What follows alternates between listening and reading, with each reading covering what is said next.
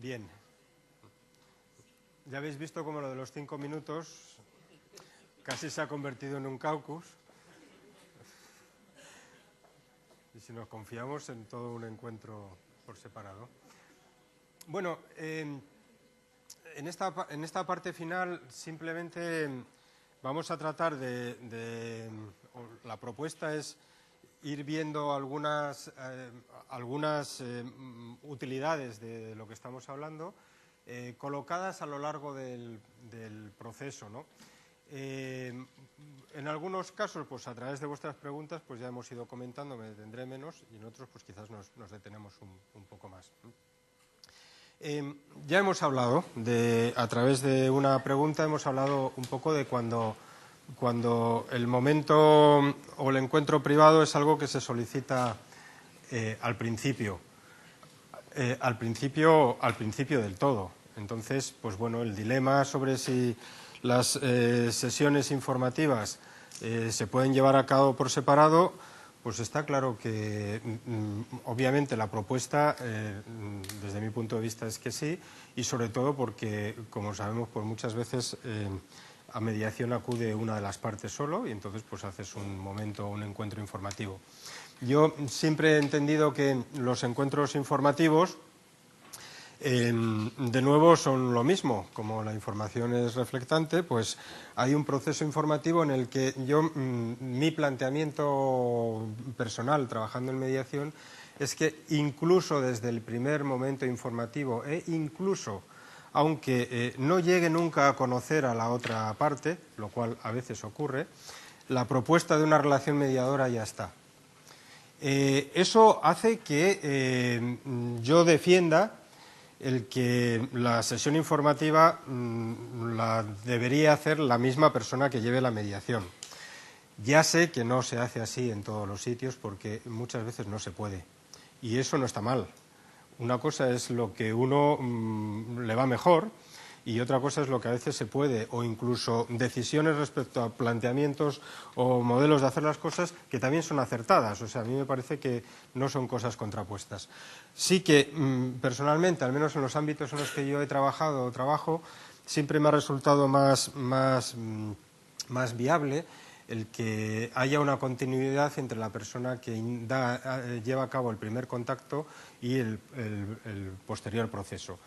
De nuevo, insisto mucho en eso. ¿Quiere decir que de otra manera? No, simplemente son maneras diferentes y en último término también funcionan todas, ¿no?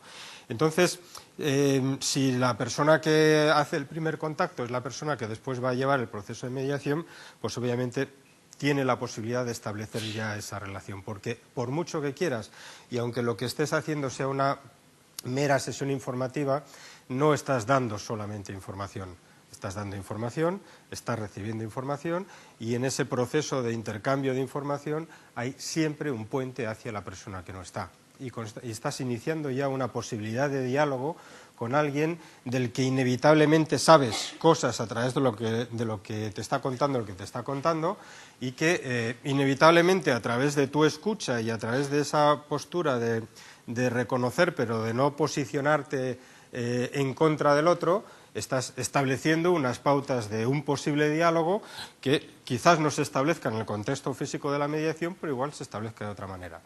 ¿Qué quiere decir eso? Pues quiere decir que en la práctica, supongo que os habréis encontrado algunas personas de las que estáis aquí con situaciones así, a mí me ha pasado de encontrarme sesiones informativas o primeros encuentros de premediación en los que no se ha materializado posteriormente una auténtica mediación, pero la conversación que has tenido con la persona que ha venido solicitando la mediación ha servido para que esa persona establezca un diálogo de otra manera o de determinados pasos que no había dado y de otra manera pues puedan gestionar su conflicto positivamente. Pues está bien. Y eso entiendo que puede favorecerse si desde ese primer momento estableces un determinado contexto. Está claro que cuando la solicitud es individual, lo que vas a hacer es construir esa relación y promover la participación de la otra parte, y en el caso que la otra parte decida venir, pues el contexto informativo va a ser el mismo. Inevitablemente, y como está claro, pues ya tienes una información que te dio el primero, pues con el segundo trabajas desde la perspectiva de la confidencialidad siempre y tratando de que esa información pues, no esté influyendo en la conversación que estás teniendo, pero siempre con la perspectiva del otro. El otro, personalmente, creo que tiene que estar siempre ahí presente. A veces, como ya hemos dicho antes también, la necesidad de iniciar los primeros contactos por separados porque hay reticencias de alguna de las partes o de las dos.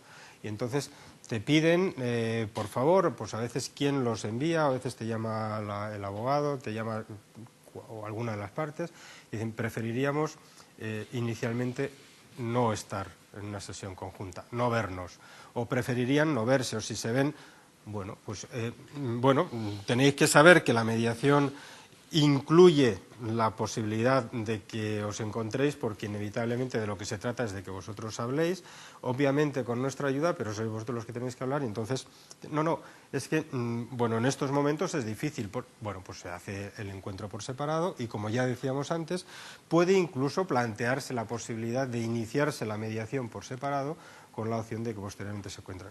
¿Que yo prefiero que no sea así? Como mediador, sí. Ellos como protagonistas, no. Entonces creo que lo que tiene que primar es lo que prefieren ellos, supongo. Y en ese sentido, pues valorar. Si lo que prefieren ellos irremediablemente no coincide con la propuesta de relación mediadora que yo les estoy haciendo, pues no nos entendemos y no hay mediación. Vale, ya está. Pero creo que tiene que haber ese margen, ¿no? Ya lo hemos dicho antes. En los momentos de definir el conflicto, en los momentos iniciales de la mediación, en los que estás gestionando tanto ese contexto de cooperación como la visión del conflicto que tiene cada una de las partes, es donde vamos a utilizar generalmente el caucus para poder manejar diferentes tipos de interacciones o para manejar emociones.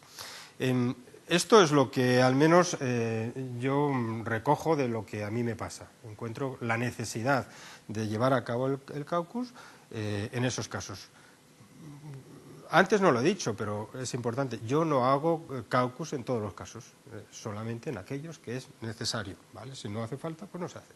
Entonces, manejar interacciones entendidas, esas interacciones como bloqueos de la comunicación en los que te encuentras situaciones como ejemplos que ya hemos puesto antes. Una de las partes no permite o no facilita que la otra hable, entonces hay una lucha de poder centrada en la comunicación. Alguna de las partes o las dos entran en situación de escalada o en situación de confrontación constante y cuando esta situación que nos hemos encontrado todos alguna vez, cuando dices, bueno, me gustaría saber cómo ves las cosas o qué es lo que te preocupa o a ti, de qué te gustaría hablar, a veces ni eso. Es decir, basta iniciar una pregunta para poder empezar a hablar, para que ellos se enganchen y empiecen a discutir y tú, si aplicas el principio de mínima intervención, el primer gesto es este, el segundo es esto, el tercero, por favor, el cuarto ya dices, vale, me tengo que levantar de la silla, ya te levantas, te acercas y progresivamente vas haciendo cosas para que eso se bloquee. Si todo eso que progresivamente intentas no funciona, pues puedes recurrir al caucus y dices, bueno, está claro que lo importante es que estéis aquí los dos y podáis hablar, pero parece, ¿no?, que en estos momentos no es posible, está claro, ¿no? No cabe duda, no es una opinión mía, es que lo estamos viendo y hay un acuerdo entre los tres de que en estos momentos no se puede, paramos. Vamos a hablar un momentito por separado, ¿os parece? Encantados de hablar por separado. A solas, después de una escalada, se producen todos esos fenómenos que sabemos que se producen después de la escalada. Si la escalada se produjo en una situación de progresiva pérdida de control, pues hay una sensación de vergüenza, de que hemos hecho las cosas mal. A veces te piden disculpas porque hayan hecho esto delante de ti, entonces pues de nuevo tú haces lo mismo, te pones en su lugar, los tranquilizas, les planteas que se relajen. relájate no es simplemente decir relájate, pues a veces eso, fíjate qué silla más cómoda tienes, apoya la espalda, respira. 4 truquillos sencillos pero que ayudan a todos. El mediador también. También se apoya en la silla y también respira y también se relaja, porque cuando se producen escaladas, no solamente a ellos les suben las pulsaciones, sino a nosotros también. Así que quizás hace falta que todos nos relajemos, bebamos un poquito de agua, siempre agua encima de la mesa y podamos avanzar. Vale. A veces la interacción es todo lo contrario, no es una interacción de escalada, sino que es una interacción en la que precisamente la carga emocional que traen es una carga emocional que no les permite hablarse y que, bueno, es esta sensación de que salen las palabras y se quedan ahí, ¿no? Que no salen.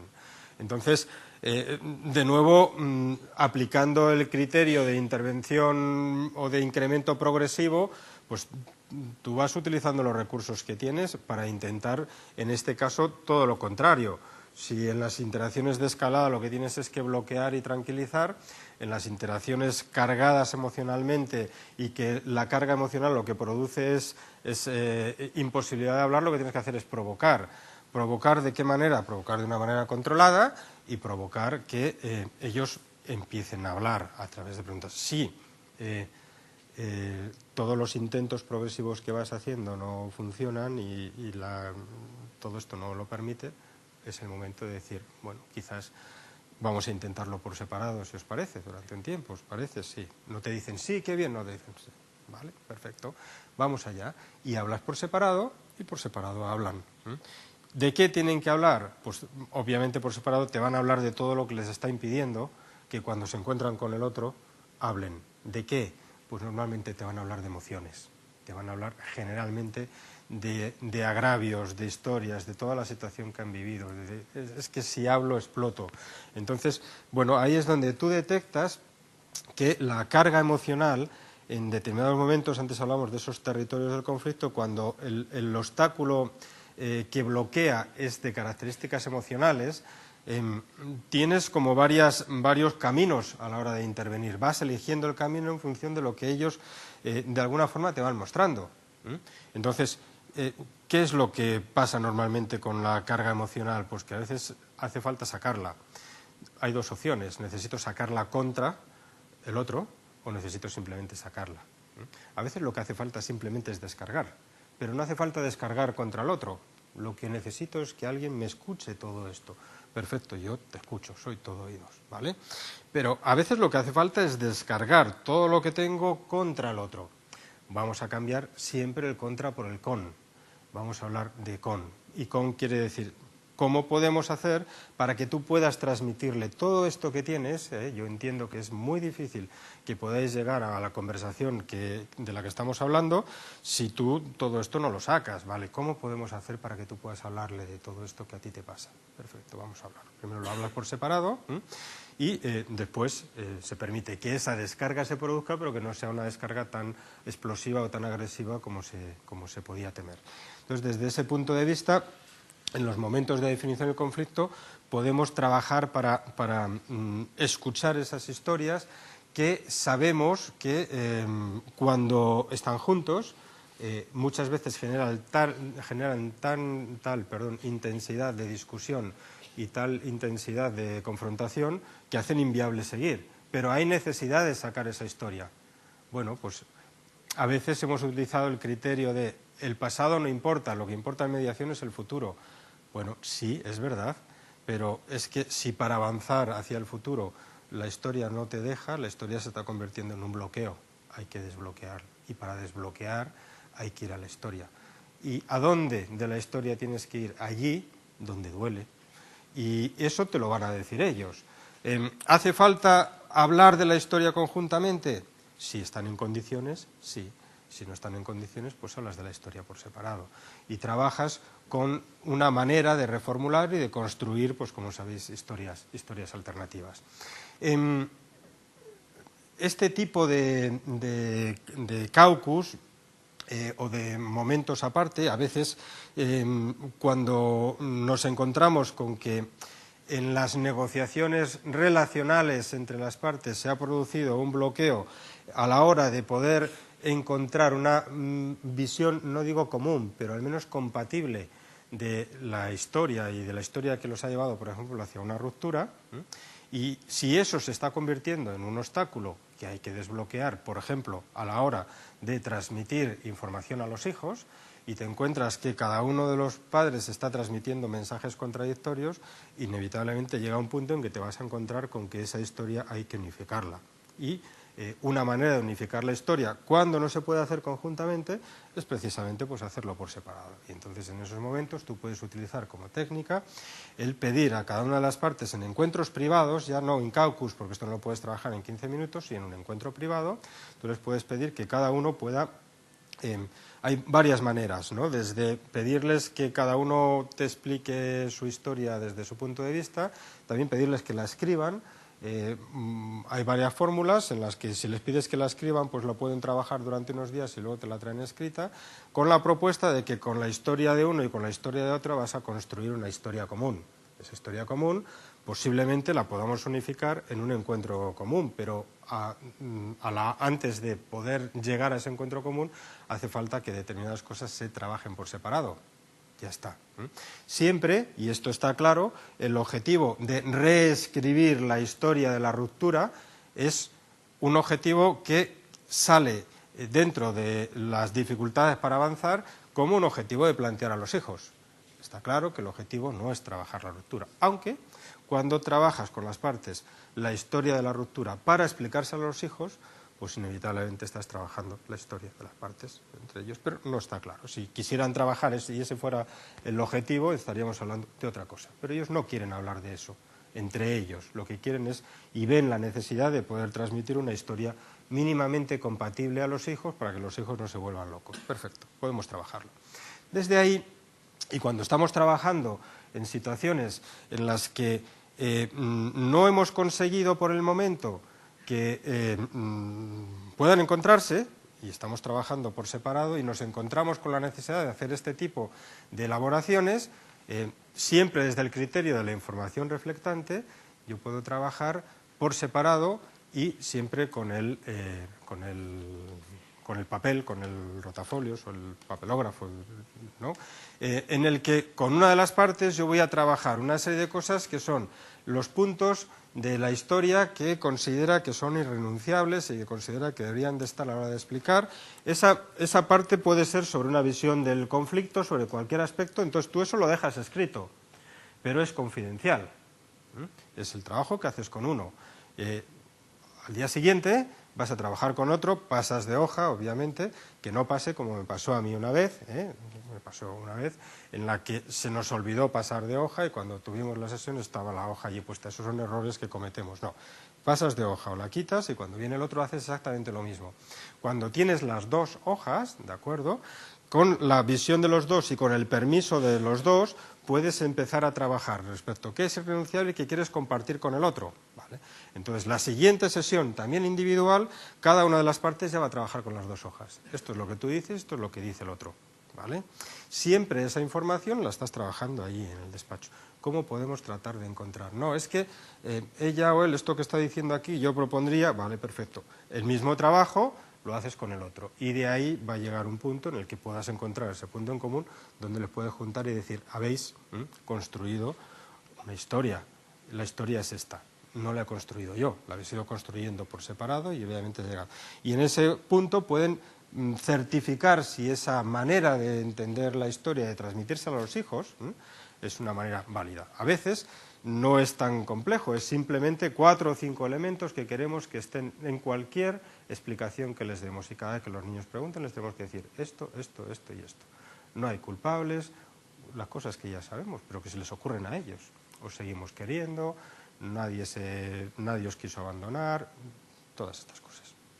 Y por último, utilizamos mucho también los encuentros individuales y a veces aquí hace falta más de uno y más de dos, en situaciones en las que se ha llegado a procesos de alienación familiar, como bien conocéis, pues esas situaciones en las que en las que se ha producido una incorporación o una implicación de los hijos en el conflicto a través del conflicto de lealtades y pasan a tomar partido y pueden llegar a rechazar a uno de ellos y cada uno de los dos se culpabiliza mutuamente de la situación que están viviendo los hijos, uno porque el otro manipuló y el otro porque el primero pues no supo ganarse a los niños. Entonces, bueno, entonces en este proceso es necesario muchas veces por separado poder repasar con cada uno de ellos cómo ha sido el proceso en el que se ha producido esta circunstancia, para que en ese repaso todos queden colocados en un lugar de responsabilidad, no de culpa, en un lugar de posibilidad de cambio, no de bloqueo y acusación temporal. Entonces, bueno, serían situaciones en las que, en estos casos, insisto, básicamente lo que vamos a utilizar más serían encuentros por separado. Cuando lo que estamos trabajando son las emociones, vamos a trabajarlas desde la más sencilla hasta lo más complejo.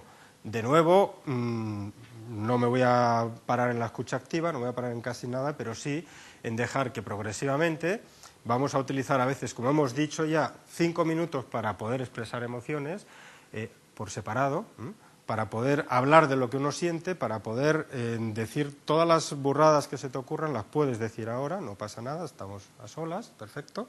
Eso engancha con un nivel más que es el desahogo, y que el desahogo es simplemente permitir que todas esas emociones salgan. Mira, necesito decirlo, necesito decir esto, todo eso, y ya está. Y una vez que lo has dicho, ya vale, esto nos pasa a todos y a la gente con la que mediamos también. El consuelo es un nivel más en el incremento de la potencia de la técnica, porque el consuelo, como sabéis, no solamente es escuchar y permitir, sino que el consuelo supone por parte del mediador el ofrecer una expectativa de que las cosas pueden mejorar, de que las cosas pueden entrar. No te quedas simplemente en la escucha, ¿de acuerdo?, sino que además planteas que hay una opción, que hay una expectativa, que hay una esperanza. A veces es necesario, y a veces tienes que decir, bueno, a pesar de todo lo que estás diciendo y entiendo esto, pero entiendo que hay una posibilidad por lo que habéis hecho hasta estos momentos, por lo que habéis dicho, por lo que él ha expresado, entonces creo que es posible. Un nivel más relacionado con esto sería el reconocimiento, donde, de nuevo, no es eso, no solamente permites el desahogo, sino que además haces un trabajo más de escuchar, reconocer, comprender, legitimar.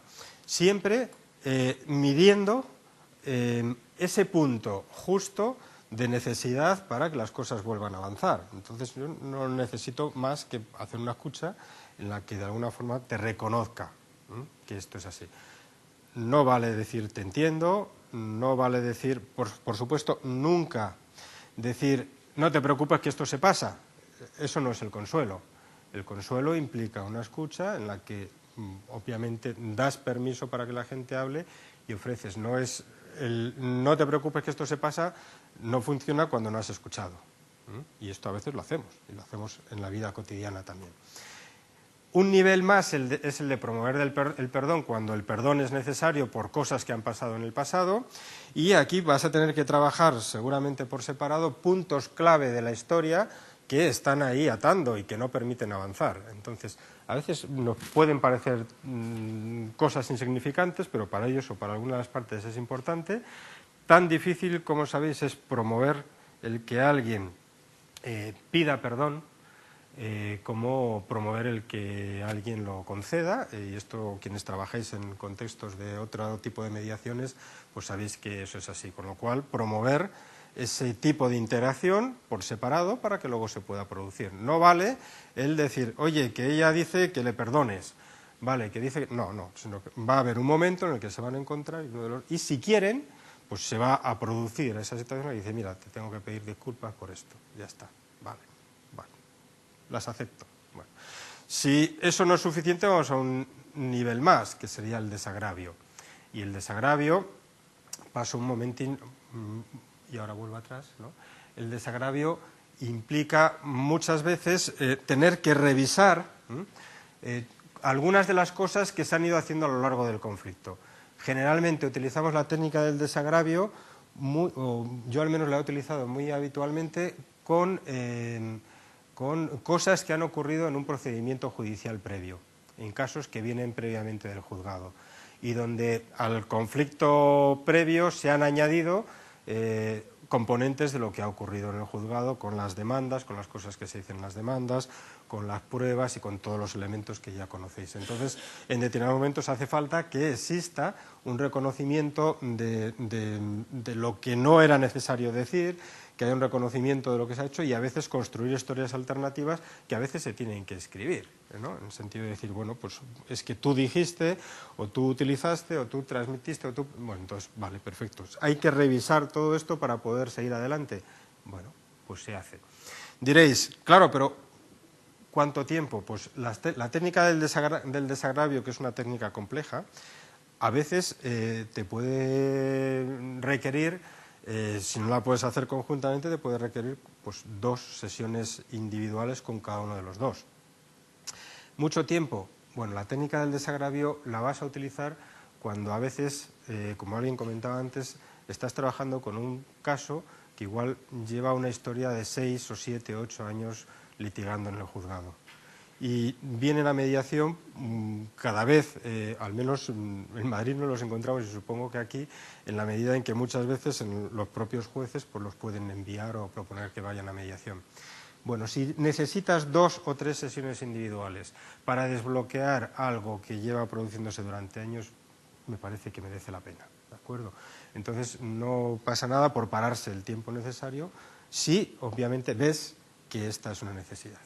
Bueno, si volviese atrás, el último nivel era la reparación, que generalmente en temas familiares no es habitual que haga falta, pero podría ser útil, ¿no? Y podría ser que ya no solamente haya un reconocimiento, una acción de desagravio, sino además una reparación que a veces puede tener que ver con una reparación emocional o a veces con una reparación económica o con lo que sea. No es, insisto, lo habitual, pero bueno, sería una de las situaciones posibles. En estos momentos, fijaos que estamos centrados en el grueso, en lo que a mí me parece que es el meollo de la mediación, que es en la parte de la gestión del conflicto, redefinición del conflicto antes de procesos de negociación, pues hacemos lo mismo que podríamos hacer conjuntamente, lo podemos hacer por separado. Lo que nos vamos a encontrar por separado son quejas, son descalificaciones, son acusaciones, y entonces vamos a hacer lo mismo que hacemos siempre. Yo creo que esto es una cosa que utilizamos conjuntamente, reformulamos en términos de una necesidad, como dice, yo esto siempre se lo oí decir a Aldo Morrone, convierta la queja en un deseo, pero no sé de dónde viene, pero a mí me gusta así, y bueno, él decía incluso convierta el insulto en una flor. Pero sabemos que de lo que se trata es de reformular la situación y construir una posibilidad de cambio desde lo que tú puedes hacer. Es evidente que a solas tiene que ser así. Es la única manera que yo puedo permitir que se produzca ese planteamiento diferente, es tanto no qué tendría que hacer ella para que tú estuvieses mejor, sino qué podrías hacer tú. ¿Qué cosas distintas podrías hacer, como ponía antes la compañera, ¿no?, para que él cumpla? Si yo lo que pregunto es qué tendría que pasar o qué garantías tendría que cumplir, estamos poniéndolo en el otro, ¿no? Entonces, ¿qué tendrías o qué podrías hacer tú, qué podrías pensar para hablar con él cuando te encuentres con él y podáis establecer un diálogo en que tú le hables de lo que tú necesitas para garantizar todo esto? Si eso es posible, en el último minuto del caucus volvemos otra vez a lo mismo, al pasar al otro lado. ¿Qué crees que necesita ella? ¿O qué crees que necesita él? ¿O qué crees que le haría falta a él? ¿Qué crees que le haría falta a él para hacer lo que tú quieres o lo que tú quieres que haga? Entonces, si tú sabes cuál es su necesidad, si tú sabes qué es lo que le está preocupando, tú también puedes hacer cosas para que él o ella facilite lo que tú estás queriendo que pase. Pero eso solo al final, una vez que has dedicado el grueso del momento por separado en poder trabajar sobre lo que tú necesitas o a ti te preocupa. No sé si estoy yendo muy rápido, me preocupaba lo del tiempo, pero si tenéis alguna cosa me decís. Bien, aquí estoy resumiendo los 3 momentos a los que hemos estado haciendo referencia. en este momento del proceso de mediación o de este caucus en medio de la mediación, la escucha legitimante, centrada en el qué cosas necesitas, qué cosas te pasan, qué te preocupa, el cuestionamiento de las posiciones, el reconocimiento del otro, ¿no? ¿Cómo lo estás intentando conseguir? ¿Habría alguna otra manera de hacerlo? ¿Habría alguna otra manera de decírselo? Y el poder hacer un pequeño esfuerzo para ponerse en el lugar del otro. El esquema es siempre el mismo.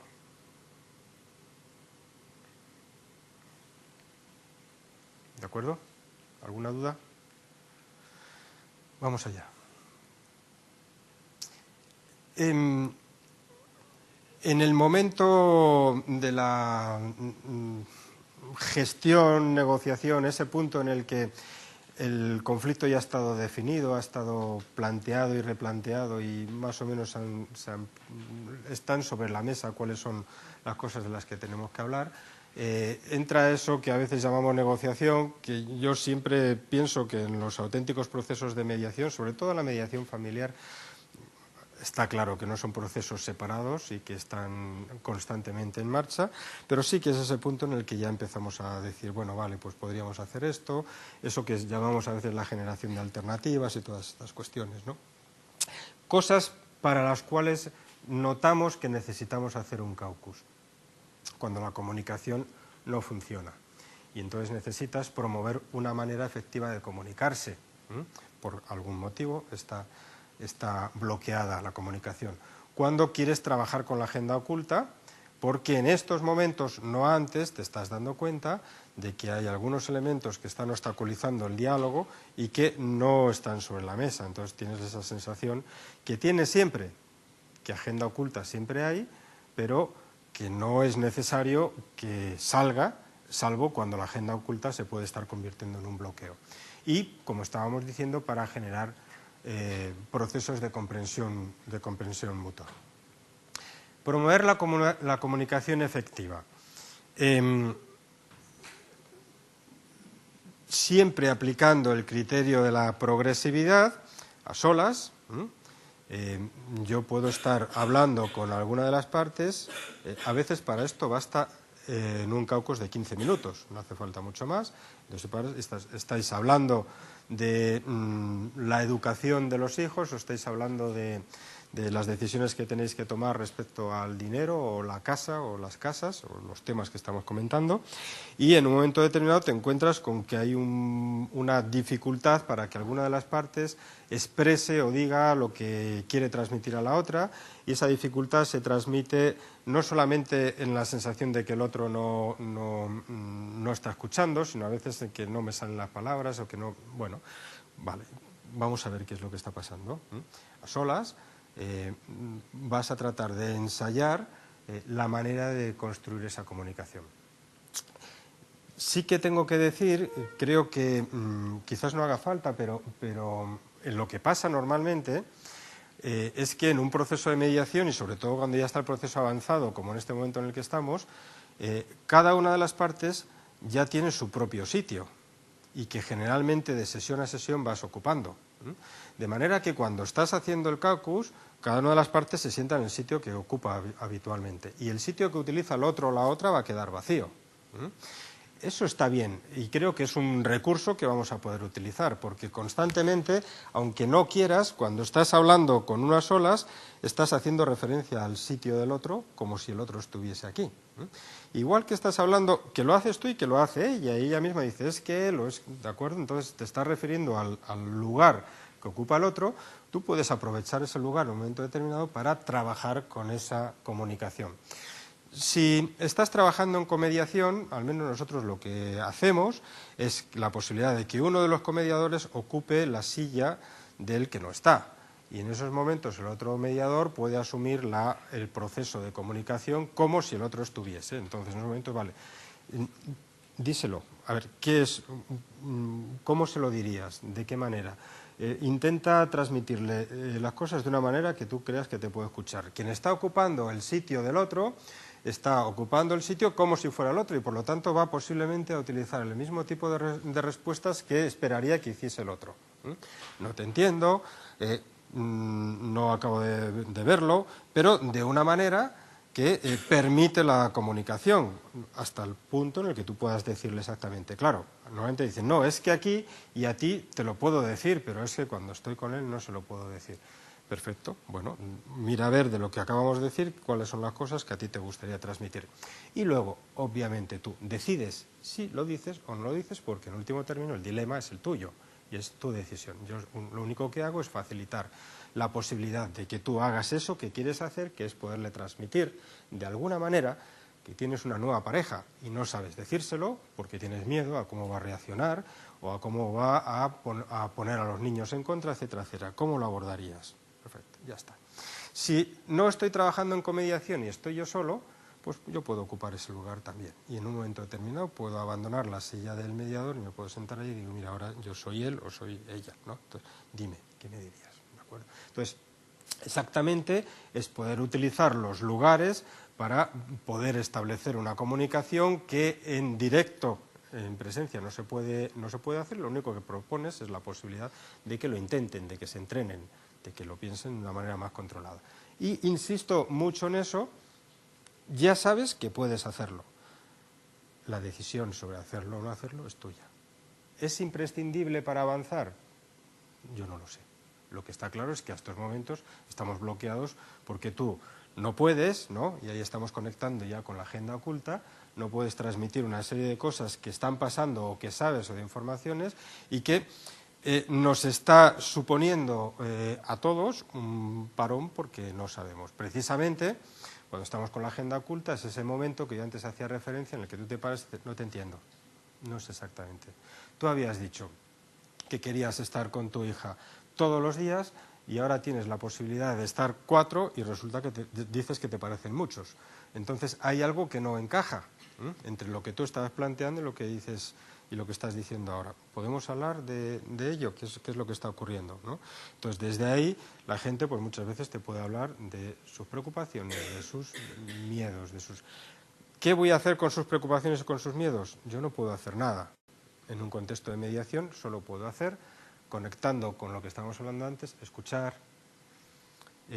reconocer, promover la posibilidad de que si ella o él lo desea, cuando se encuentren pueda decírselo y favorecer la posibilidad de que el diálogo continúe. No puedo hacer nada más. A veces simplemente el escuchar es suficiente y que la gente hable. Tengo miedo, me preocupa que pues quizás, no sé, no estoy acostumbrado. Yo recuerdo situaciones en las que, sobre todo pasa más con las mujeres, que cuando están a solas te dicen, es que tengo la sensación de que voy a estar todo el tiempo con los niños y que no me queda tiempo libre para mí. Pero eso no lo puedo decir delante de él, porque si lo digo delante de él, pues esto lo va a utilizar como que yo no quiero estar con los niños. Entonces, este tipo de mensajes que a veces te encuentras y que no pueden salir, pues bueno, tú los vas a escuchar, tú vas a reconocer su necesidad de tener un tiempo libre, pero quien tiene que gestionar su tiempo con los hijos es ella con él. Y a partir de ahí, desde eso, tú lo único que puedes hacerle es darle apoyo para que ella decida si eso lo quiere transmitir o no. Si no quiere, pues se va a seguir encontrando con la tesitura de que por una parte está defendiendo quiero los niños todo el rato conmigo, pero por otra parte está mal porque no le queda tiempo libre. Pero eso no lo puede decir. Entonces, todo eso lo vas a trabajar. Si en último término ella a solas me está diciendo yo necesito tiempo libre, pero al final acuerda que no lo va a tener, nos ocurre este tipo de situaciones que a veces nos ocurren en la que tú ves que están acordando algo que aparentemente no responde a lo que alguna de las partes necesita. ¿Qué haces? No puedes hacer más que haberlo hablado con ella, confrontarlo. Pero es que al final ella está decidiendo. Ya está. Y tú sabes, ni siquiera le voy a guiñar el ojo diciendo estás acordando algo que no coincide con lo que estabas diciendo. Bueno, supongo que cuando alguien renuncia a algo es por algún motivo o porque tiene otras alternativas o porque la agenda oculta no nos la van a desvelar por completo nunca. Entonces muchas veces tienes la sensación de que además de todo lo que te están diciendo hay algo más, pero tú lo que no vas es a sacarles, sino dar la oportunidad de que ellos saquen aquello que crean necesario para poder seguir avanzando. Ya está. La agenda oculta, desde mi punto de vista, no se debe de desvelar en público por parte del mediador. Creo que los mediadores debemos, es una opinión, debemos evitar maniobras en las que provoquemos que alguien diga algo que está ocultando. Sin querer, a veces pasa, pero de lo que se trata es de que si alguien está manteniendo, no tienes que animarle a que lo diga, porque a veces por la presión la gente puede decir cosas que no quería decir. Si yo tuviera que eliminar todos los momentos privados, este sería el único que no eliminaría, y es el único que mantendría, que es la sensación de que alguien está ocultando algo por los motivos que sea y que hay que hablar de ello, o que es necesario hablar de ello, entonces a solas, siempre. Ya está. Si no, los problemas pueden ser mayores. Bueno, y por último, el trabajo de comprensión mutua por separado, donde de nuevo podemos volver al juego de las sillas, y depende de lo que estemos hablando, puedo pedirle te estoy utilizando a ti todo el rato, puedo pedirle a ella que en un momento determinado ocupe la silla de él y me hable como si fuera él, ¿no? Incluso con todas las variedades del mundo, yo puedo utilizar el papel de mediador, me puedo poner en la silla suya y bueno, vamos a conversar, pero ahora háblame como si fueras él, ¿de acuerdo? Esto, que sabemos que es una técnica que podemos utilizar conjuntamente, a veces no se puede, pero si no se puede, pero es necesario que haya un ponerse en el lugar del otro, lo puedo hacer por separado desde esa perspectiva. Entonces, bueno, ¿cómo crees que él contestaría a lo que estás tú planteando? ¿Qué cosas crees que te va a decir? Vale, ese es un nivel. No, ante eso no funciona, pues ahora ponte en la silla de él, ahora eres él, háblame como si fueras él. Bueno, ¿qué tal? ¿Qué opinas? Ella acaba de decir lo siguiente, ¿y tú qué opinión tienes? ¿De acuerdo? Yo creo que básicamente en estos momentos son las necesidades más importantes que te pueden llevar a decidir la posibilidad de hacer ese caucus. Me queda, voy de tiempo bien, sí, ¿no? Vamos terminando. Vale, un momentito solo en la parte final. Y la parte final que tiene que ver con la toma de decisiones, los acuerdos, los compromisos, etc. Aquí el caucus, sobre todo el caucus, más que los encuentros por separado, vuelve a tener sentido, y tiene sentido con una utilidad diferente. El más clásico, el más utilizado, es el caucus para romper puntos muertos, cuando la negociación ha avanzado a un punto en el que estamos a punto de tomar una decisión, pero la decisión se bloquea. Entonces, en este caso estamos hablando de bloqueo decisional. El bloqueo se produce en un momento en el que el acercamiento al que han llegado las diferentes posiciones o las nuevas posiciones que se han generado es una distancia corta, pero ahí ya nadie se mueve. Y estas situaciones que conocemos muy bien y que nos parecen increíbles, cuando estaban hablando de una diferencia de 600 euros a la hora de calcular una cantidad económica, resulta que está en una diferencia de 30 euros y dices, bueno, ¿qué es lo que ha pasado? ¿No? ¿Cómo es posible que después de todo esto ahora aquí se bloqueen? Bueno, sabemos que ese bloqueo final muchas veces responde a varias situaciones, a veces lo sabemos también por lo que ellos nos cuentan, y muchas veces tiene que ver con la sensación de que estoy yo cediendo más, la sensación de que ya no puedo más, la sensación de que quien dice sí el último es el que cede. Y entonces de lo que está ocurriendo, a pesar de que nosotros estemos poniendo muy buena intención y creamos que el contexto de mediación realmente lo que produce es una negociación pura y limpia entre ellos, está ocurriendo que todavía permanecen, obviamente, modelos de negociación dura en el que el ganar y perder todavía queda, sobre todo en casos en los que vienen de una situación confrontativa importante previa. Pero han llegado hasta ahí.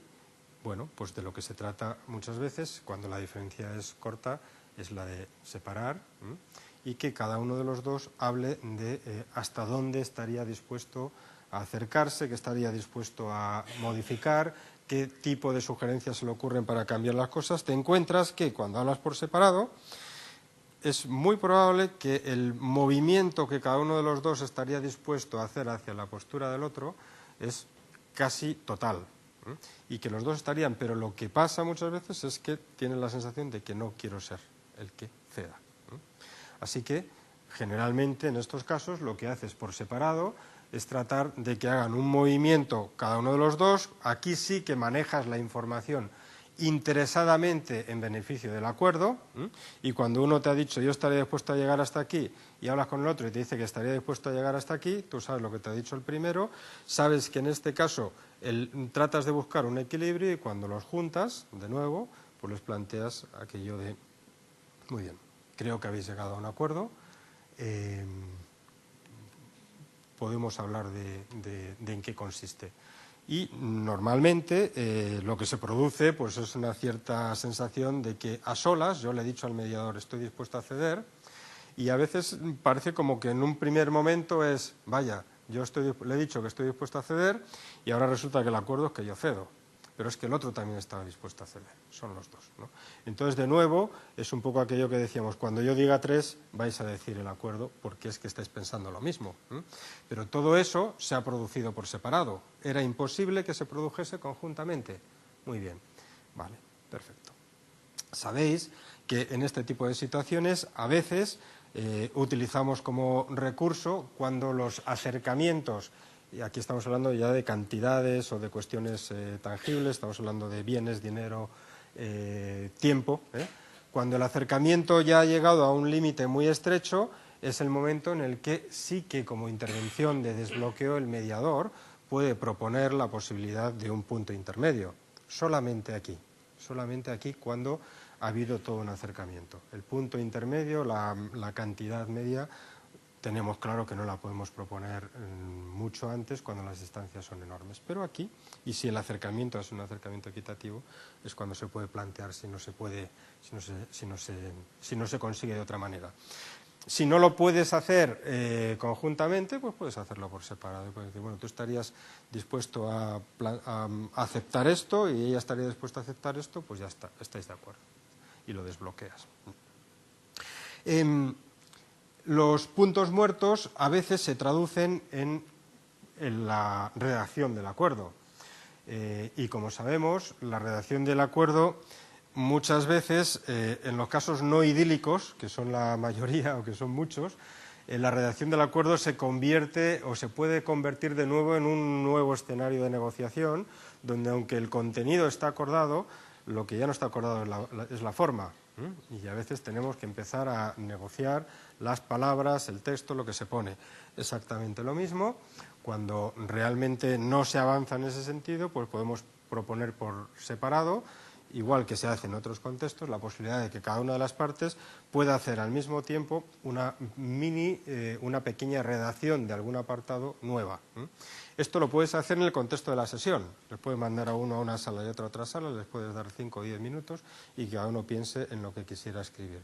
La técnica normalmente es que cada uno te dé por separado la nueva propuesta, partiendo de que esa propuesta obviamente tiene que ser una propuesta de modificación que permita el acuerdo, porque el interés es el acuerdo de los dos, o sea que tienes que escribir algo que tú creas que el otro puede aceptar y tú tienes que escribir algo que el otro crea que puede aceptar. Normalmente cuando hacemos este tipo de cosas encontramos que salvo que el bloqueo sea total y llegue a un punto en el que ya no quieren avanzar más, normalmente la nueva redacción, el poder parar para poder repensar esa redacción, permite seguramente un acercamiento, y a veces te encuentras con que cualquiera de las dos redacciones nuevas podrían ser válidas. En el fondo, de nuevo, te estás encontrando en estos casos, yo es la única manera de explicarme lo que tengo, la sensación de que en el último momento no quiere ser el que digamos, ceda el último, ¿no? Pues bueno. Y la última parte, los compromisos. Yo siempre he pensado que el compromiso es más importante que el acuerdo, y que un buen acuerdo tiene que tener detrás unos buenos compromisos. y que el acuerdo sin compromiso no funciona. Entonces, a veces es más difícil lograr el compromiso que escribir el acuerdo. En ese sentido, nos encontramos con situaciones como la que planteaba antes la compañera respecto a una cosa es el acuerdo y otra cosa es la duda respecto a si el otro va a cumplir y, por lo tanto, no se trata tanto de trabajar para que el otro cumpla, sino qué estoy dispuesto a hacer yo, y cada uno de los dos pueda contemplar unos compromisos. Entonces, por separado, cuando el bloqueo se ha producido, tú puedes saber a qué estarías tú dispuesto a comprometerte. Este trabajo de compromisos por separado, de nuevo, lo podríamos hacer conjuntamente. Lo hace simplemente cuando la gente no está dispuesta a expresar aquello a lo que está dispuesta a comprometerse delante del otro. A mí el trabajo sobre compromisos cada vez es algo que me parece más interesante a la hora de construir los acuerdos. Yo esto no me lo he inventado, esto se lo escuché y seguramente que vendrá de otro sitio, yo se lo escuché a Marinés Suárez por primera vez hablar de la importancia de trabajar con el compromiso antes que trabajar con el acuerdo. Entonces, si los compromisos están firmes, ya está. Yo me comprometo a no decir nada más. Tengo que decir que no sé cómo lo habéis hecho, pero me habéis hecho hablar un montón. Y a veces tengo la sensación de que, o he tenido la sensación de que no sé si lo que estoy diciendo es algo que realmente pues decís, vale, pues sí, esto es muy de sentido común y me parecería bien que así fuese, o también, porque sois gente prudente, pues algunas de las cosas seguramente no habéis estado de acuerdo, diríais, yo esto no lo haría nunca, pero por prudencia no lo habéis dicho. No sé si podemos tener 5 minutos para que podáis decir lo que queráis en ese sentido y terminásemos.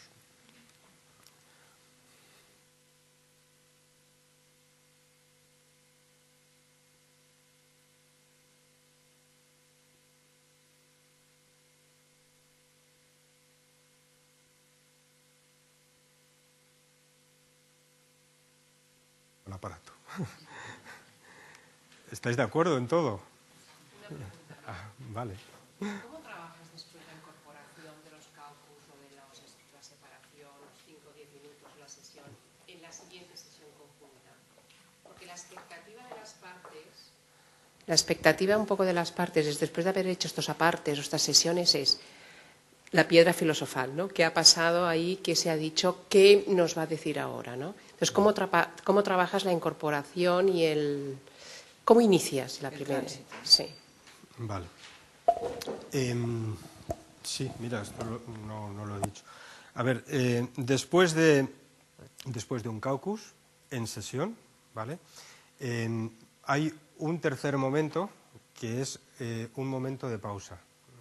Si puedo, yo prefiero, después de hablar con uno, después de hablar con otro, hay un momento en el que no hablo con ninguno de los dos. Y permito un momento de separación en el que primero yo pienso sobre lo que he estado diciendo y también dejo margen para que el último pueda tener su margen de reflexión, porque con el primero que hablé ha tenido su cuarto de hora, el segundo que tenga al menos 5 minutos. Y cuando vuelvo otra vez a juntarlos, siempre el primer paso, si las condiciones lo permiten, es decir, bueno, las conversaciones con los dos han sido bastante productivas, retomamos las conversaciones en el punto en el que estábamos. ¿Quién quiere empezar a hablar? Y ya está.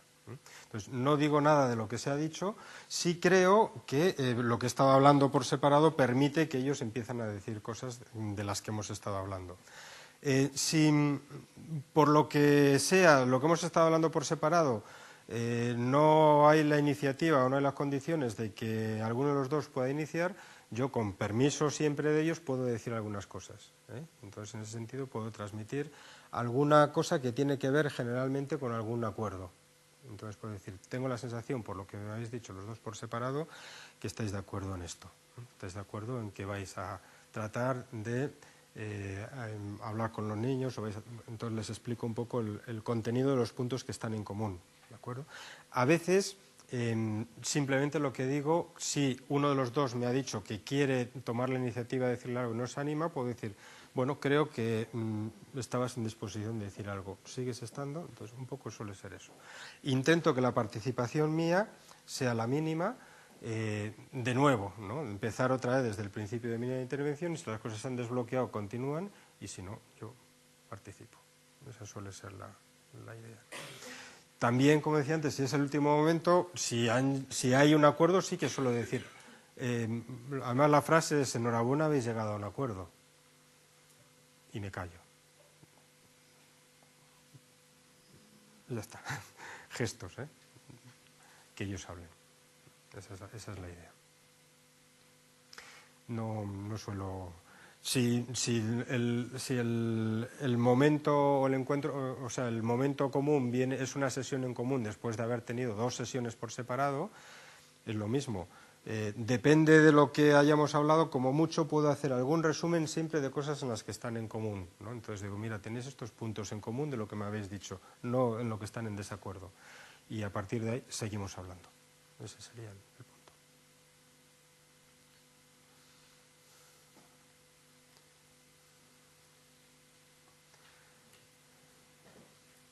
¿Lo dejamos así, os parece? Compromisos. Yo me comprometo mirando a la cámara, a enviar estos guiones con un texto además añadido para que se pueda hacer llegar a quien lo desee.